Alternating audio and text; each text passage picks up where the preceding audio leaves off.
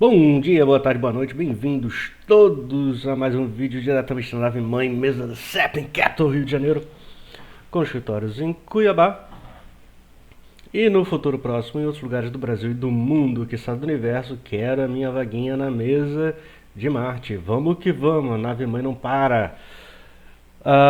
Hoje o dia está meio vazio, temos aqui às 9h30 da manhã dados do deflator do PIB, né, que é o que o Fed usa muito para ajustar, e dados de renda pessoal e consumo pessoal reais. Tá? Às 10 tem o discurso do vice-presidente de supervisão do Barr, lá do Fed, e às 11 mais dados que conversam diretamente com a percepção do consumidor lá da região de Michigan. Né? Do mundo, S&P cede, sobe 0,17, cedeu, passou a noite inteira mais animado, hoje está cedendo. Petróleo está mais ou menos a mesma história, passou boa parte da madrugada mais animado pela invasão, ataques lá na Síria e tudo mais, americanos. Mas a coisa está mais ou menos dada por enquanto. Tanto é que veio um cara direto do Kremlin, um porta-voz do Kremlin, falando que não vê qualquer resposta lá na Síria como uma razão pela qual a Rússia teria que adentrar, que se envolver nessa guerra. Né? O VIX também estava mais modesto, começou a querer reverter. E as taxas de juros ontem fizeram um movimento maravilhoso,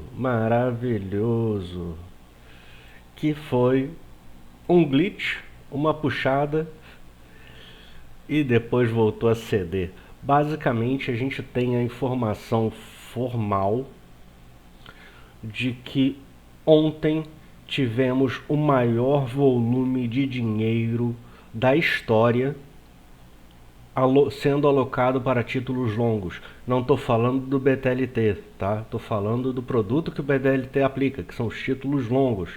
Então ontem, além da gente ter o BTLT com muita grana, a gente teve o maior volume de dinheiro indo diretamente para os títulos.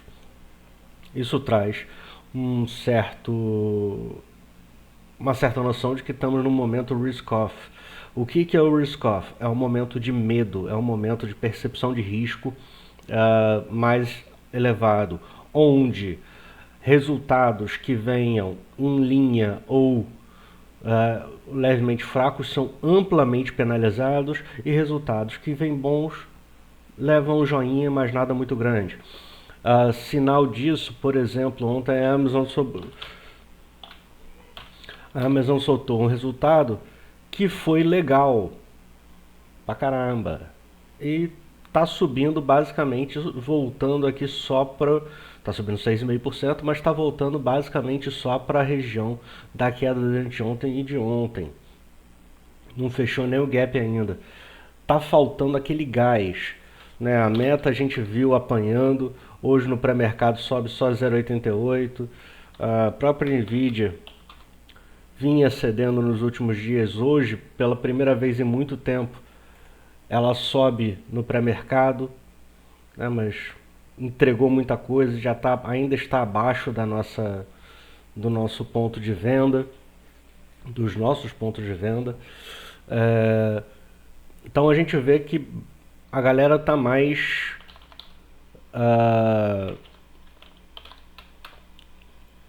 exigente, tá? Aqui mais um exemplo, a Apple cedendo, pré-mercado negativa. A Foxconn, eu não sei se tem. Não vai ter liquidez.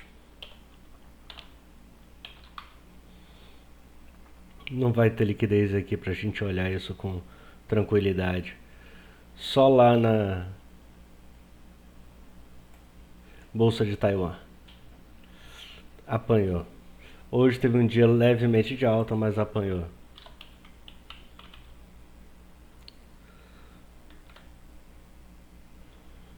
E a Taiwan Semiconductors despencando de novo, subindo só mais um pouquinho, mais uma semana de realização, né?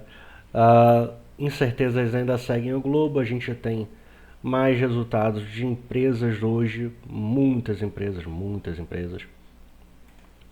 E aí a gente tem que ficar de olho nessa brincadeira, porque a gente teve, por exemplo, dados que todo mundo esperava que vão ser as boas empresas. Saiu a Chevron e a Exxon, que é a dona da Esso aqui no Brasil antigamente.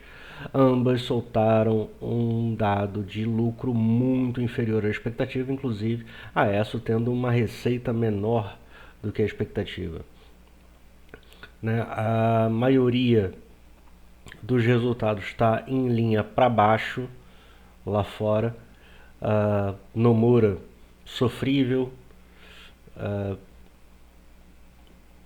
negócio bem fraquinho, tá? Hoje era o que tinha mais interessante, era aquilo.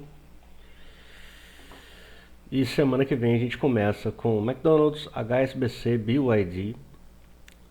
Segunda-feira já começa animado.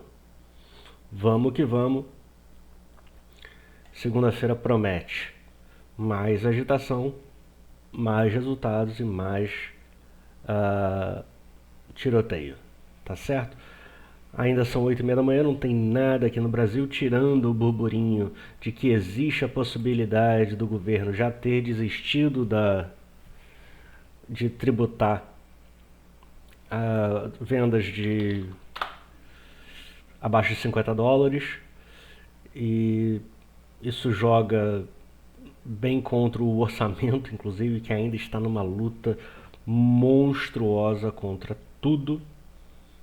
E todos lá no Congresso, o orçamento está difícil, estão batendo, muita briga, coisas são aprovadas, coisas não são aprovadas. O Lula teve que dar a Caixa Econômica Federal para o Lira para conseguir aprovar um negocinho. E dada a forma que o governo está negociando as coisas e o que o governo está querendo negociar com o Congresso, o custo político vai ser cada vez mais alto, né? O Lira trocou a presidência da Caixa, um dos maiores bancos, uma das maiores instituições financeiras como um todo, conglomerados financeiros, por uma votação, que é importante, mas nem tanto, né? Esse é o poder de troca que está rodando hoje, a moeda de troca. A moeda do governo hoje está muito desvalorizada perante a moeda do Congresso, por exemplo, por assim dizer, tá? Então ficaremos de olho com todo esse movimento lá de fora. Matriz segue entregando a alta, vindo para próximo de zero. Então todo mundo ainda com pezinho atrás. Tivemos o resultado da Vale ontem, antes que eu me esqueça. O resultado da Vale veio bom, sólido.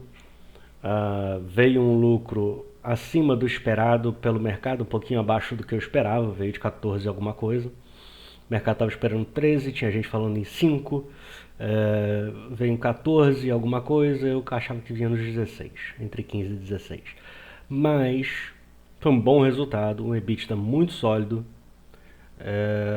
nada a falar mal da empresa, muito pelo contrário, um EBITDA muito bom, programa de recompras formalizado, dividendo anunciado de bom tamanho, extraordinário. Então a Vale passou o recado que tinha que passar. A não alta dela desse ativo hoje vem mais em linha com brigas do mercado hoje por ser sexta-feira e medos do final de semana do que por qualquer outra coisa.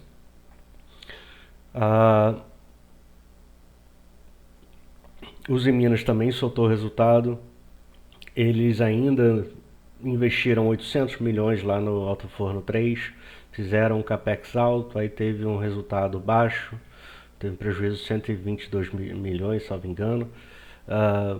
EBITDA baixo também, porque eles tiveram que comprar muita coisa para vender no lugar de produzir, né? Eles tiveram um custo de produto vendido subindo bastante.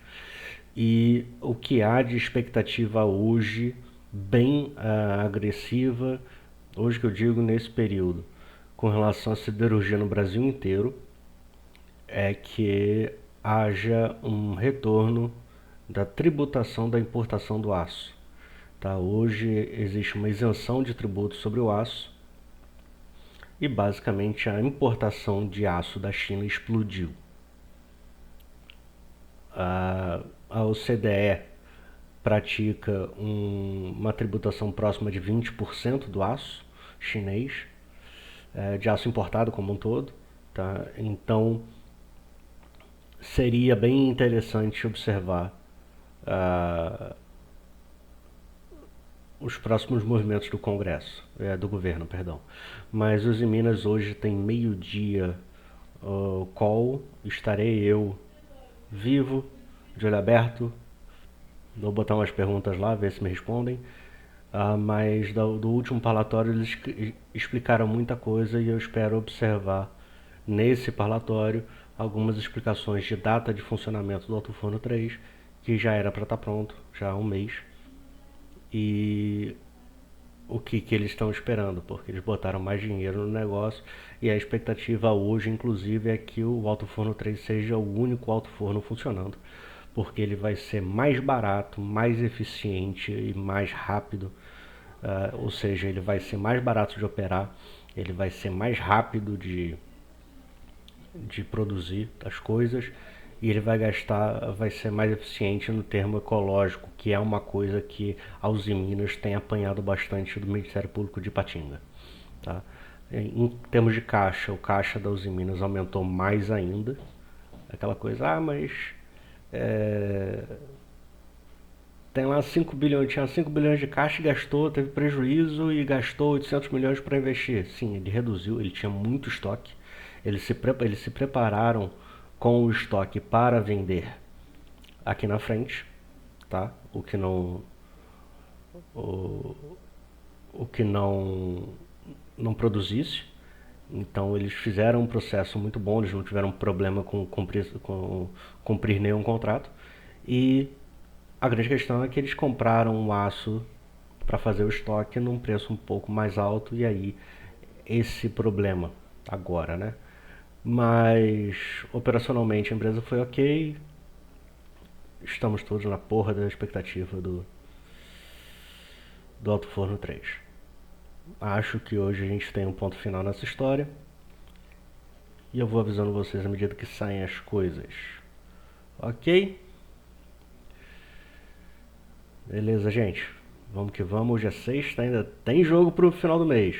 Até segunda-feira podemos fazer a cooperação de opção de a torta e a esquerda para resolver essa pendenga. Bom dia, galera. Vamos que vamos. Abraço.